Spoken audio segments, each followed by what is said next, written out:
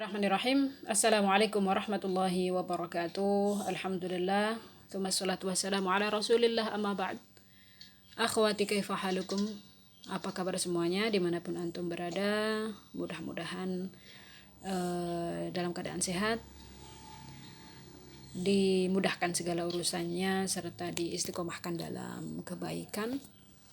Kembali kita mengkaji kitab Umdatul Mar'ah. Ya, di sini ada syarahnya, saya ambilkan screenshotnya gitu ya, untuk mempermudah saja. Pekan lalu beberapa waktu lalu ya tepatnya, kita mengkaji hadis ke-28 ya. Nah, kita hari ini langsung ke hadis 30. Kenapa? Karena hadis 29 itu sudah include pembahasannya pada materi sebelumnya. Nah, saya beri judul tata cara bersuci dari junub. Nah, junub ini adalah satu keadaan ya seseorang yang menghalanginya dari beribadah. Tepatnya atau khususnya junub ini adalah keadaan seseorang yang pasca ya atau setelah melakukan hubungan badan. Jadi teman-teman di sini misalnya yang masih single ya, akhwat, selesai haid gitu, mau bersuci atau mau mandi besar, jangan bilang saya mau mandi junub ya, karena mandi junub itu atau junub itu adalah satu keadaan yang menimpa ya, atau yang dialami seseorang yang melakukan hubungan pasutri gitu. Jadi kalau belum menikah ya nggak mungkin mandi junub gitu ya. Jadi bilang saja mandi besar gitu, atau bersuci dari haid. Nah, hadisnya an Ummi Salamah qalat qultu ya Rasulullah inni mara'atun ashaddu dhafra ra'si afa fa'anquduhu li ghuslil janabati qala la innama yakfiki an tuhthi ala ra'siki thalatha hathayat thumma tufidina alaikil ma fatadhurin. Hadis ini perawi yang tinggi atau rawi dari sahabat di sini ada Ummu Salamah ya, dan Ummu Salamah ini adalah istri Nabi Shallallahu Alaihi Wasallam ya. Kalau hadisnya yang meriwayatkan di sini ya, yang membukukan adalah Bukhari ya, Imam Bukhari. Ummu Salamah ini adalah istri Nabi Shallallahu Alaihi Wasallam. Beliau dinikahi Nabi dalam keadaan sudah menjanda, dan beliau adalah seorang wanita yang memiliki rambut tebal panjang gitu ya, dan kebiasaan beliau adalah mengepang rambutnya. Dhofra ini kepangan ya. Maka ketika beliau mengalami junub tadi, beliau bertanya kepada Nabi gitu ya, wahai Rasulullah, Masya Allah, ini adab yang paling tinggi ya ditunjukkan beliau kepada seorang utusan Allah. Meski Nabi adalah suaminya gitu ya, tidak menghalanginya untuk memanggil suaminya dengan sebutan Rasulullah gitu ya. Ya Rasulullah ya. Jadi satu pelajaran bagi kita yang sudah tentunya berstatus istri, hendaknya kita memanggil suami kita dengan panggilan yang baik ya, panggilan yang memuliakannya gitu ya, sebagaimana Ummu Salamah memuliakan Nabi Shallallahu Alaihi Wasallam. Nah, ini imra'atun asyaddu dhafra ra'si, aku adalah wanita yang berambut tebal ya, atau kepangannya ini tebal gitu. Fa'anquduhu li ghuslil janabah, apakah aku harus membuka kepanganku ya, mengurai berarti ya, mengurai rambutku ketika mandi junub? Kata Nabi, la innama yakfiki an tuhthi ala ra'siki thalatha hathayat. Tidak ya, tidak perlu engkau membuka kepangan, cukup engkau menekan-nekan kepalamu ya, kemudian engkau mengalirkan air ya ke atas kepalamu sebanyak 3 kali. Tsumma tufidina alaikil ma fatadhurin. Jadi cukup dialirkan air saja ke kepala, ya, sedikit ditekan-tekan supaya air tersebut sampai kepada kulit kepala ya. Hadis ini adalah akhrajahul Bukhari di bab haid. Nah, ini adalah terjemahan hadis tadi ya dari Ummu Salamah radhiyallahu anha. Dia berkata, aku bertanya kepada Nabi sallallahu alaihi wasallam, wahai Rasulullah, aku adalah wanita yang memiliki rambut tebal. Apakah aku harus melepas kepangan rambutku ya saat mandi junub? Nabi Shallallahu Alaihi Wasallam menjawab, tidak, ya cukup engkau menuangkan air ke kepalamu 3 kali, kemudian engkau telah suci. Seperti biasa, di sini ada hadis, ada faidah hadis ya, dan faedahnya cukup sedikit ya, cukup singkat, karena memang hadisnya juga ringkas, mudah difahami.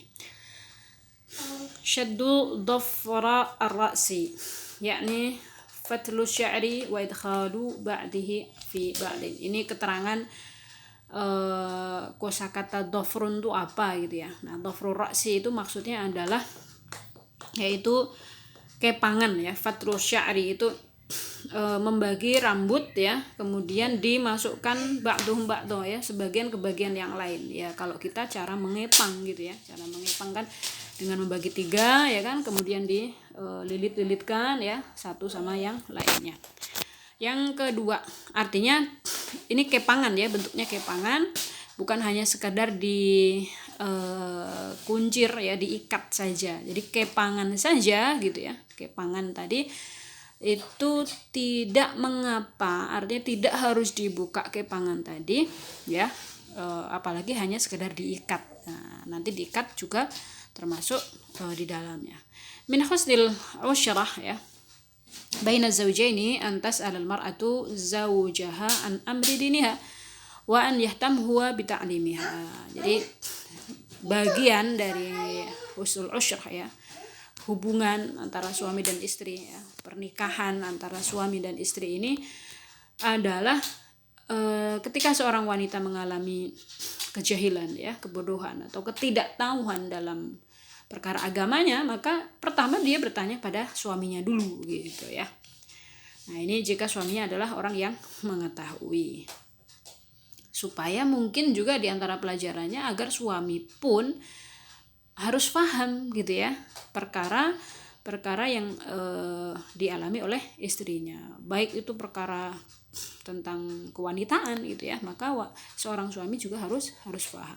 Wa an yahtam, maka seorang suami juga memperhatikan apa, bita'limiha, itu mengajari seorang istri akan perkara agamanya gitu, karena ar-rijalu qawwamuna 'ala nisa.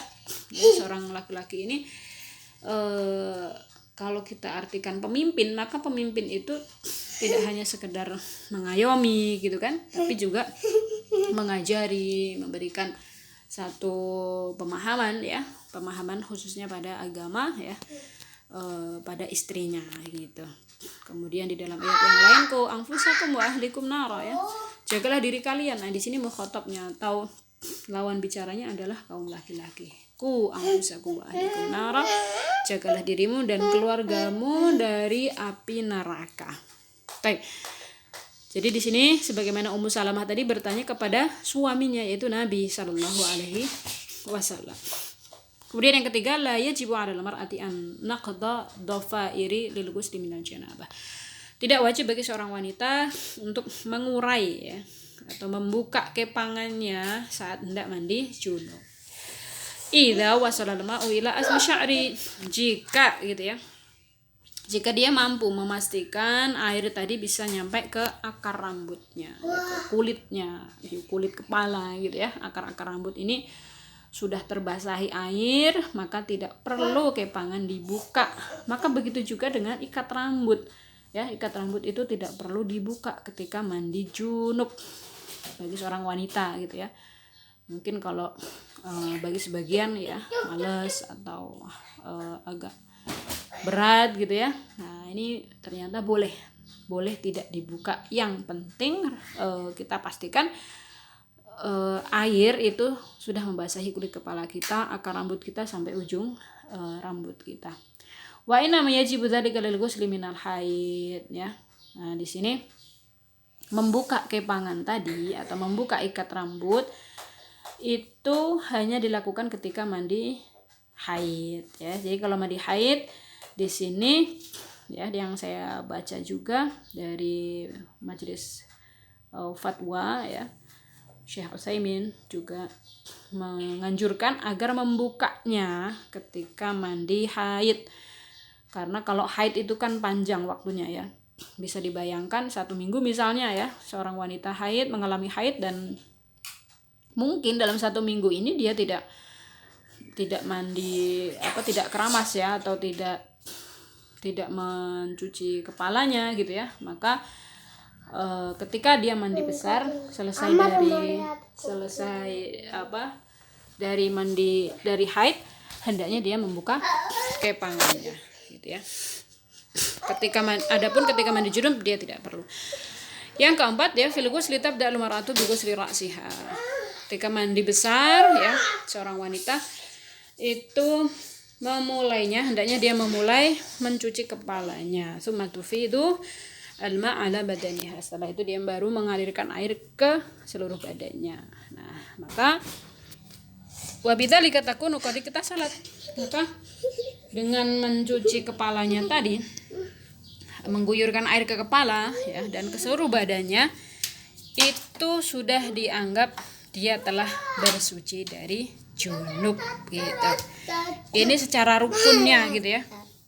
Rukun mandi besar itu ya cuma niat dan mengalirkan air ke seluruh tubuh ya, dari ujung kepala ya sampai ujung kaki. Adapun sunah-sunahnya ya diawali dengan mencuci tangan ya, mencuci kemaluan, kemudian berwudu dan lain sebagainya. Yang terakhir istihbabu ghuslil a'dha'i thalathan fil ghusli. Kemudian di sini ada sunnah ya, mencuci anggota badan itu sebanyak 3 kali.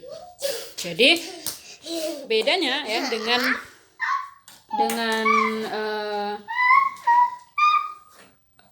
mandi dari haid ya, yang hadis beberapa waktu lalu kita bahas adalah di membuka kepangan ya. Kalau mandi haid berarti dibuka kepangannya. Kalau mandi junub ya cukup ya, kata Nabi, mengalirkan air saja. Begitu ya. Barakallahu fikum. Mudah-mudahan bermanfaat. Kita cukupkan ya, bisa kita sambung diskusi pertanyaan dan lain sebagainya. Ila liqa. Assalamualaikum warahmatullahi wabarakatuh.